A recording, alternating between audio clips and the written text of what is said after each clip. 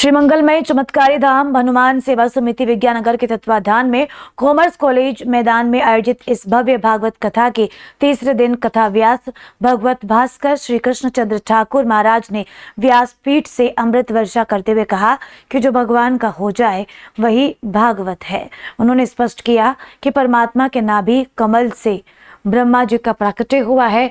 हम सभी मनु की संतानें होने के कारण ही मानव कहलाते हैं। ऋषियों की महत्ता पर प्रकाश डालते हुए उन्होंने कहा कि जो निरंतर शोध यानी कि रिसर्च करे वही ऋषि है। वास्तव में ऋषि ही प्राचीन काल के वैज्ञानिक थे। महाराज ने शिव पार्वती के स्वरूप की दार्शनिक व्याख्या करते हुए कहा कि माँ पार्वती श्रद्धा का प्रतीक है, भगवान शिव विश्वास का स्वरूप है। उन्होंने भावपूर्ण शब्दों में कहा कि बिना श्रद्धा के विश्वास को जलना पड़ता है और बिना विश्वास के श्रद्धा को भटकना पड़ता है। जब ये दोनों मिलते हैं तो भी जीवन पूर्ण होता है।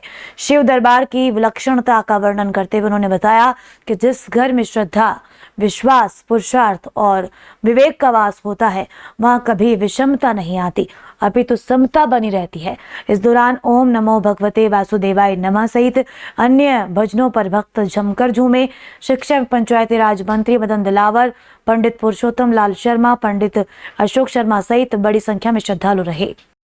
शांभु मनु की तीनों बेटियों के बाद उनके दो पुत्र हैं, प्रियव्रतो तानपादौ शतरूपापते सुतौ वासुदेवस्य कलया रक्षायां जगतस्थितौ। प्रियव्रत और उत्तानपाद। अच्छा, उत्तानपाद किसको कहते हैं? सीधी बात कहूं तो उल्टा पैर, जिसका पैर उल्टा वो उत्तानपाद।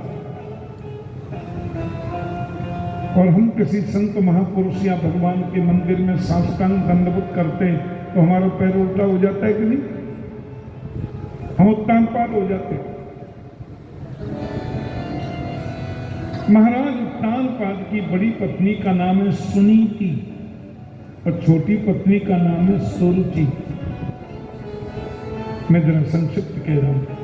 सुनीति का बेटा ध्रुव है और सुरुचि का पुत्र उत्तम है।